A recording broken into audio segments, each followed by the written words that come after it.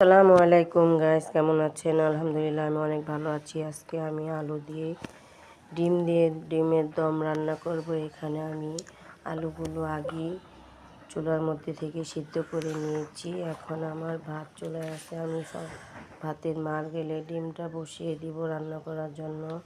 আলুগুলো আমি ছিলে নিয়েছি, আমি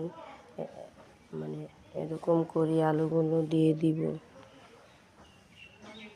আলুগুলো যেমন দেখতেছেন এরকম করে আমি ডিমের তরকারি রান্না করব। এখানে আমি কড়াই তেল দিয়ে বসিয়ে দিয়েছি, হালকা একটু লবণ ছেড়ে দিলাম যাতে ডিম ভাজতে যে লেগে না যায়।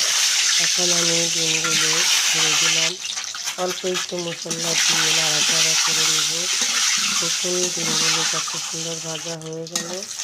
এখন আমি ডিমগুলো তুলে নেব। তারপর আমি একটু গরম মশলা এবং কাঁচামরিচ পেঁয়াজ সুন্দর করে ভাজা করে নেব। এখন আমি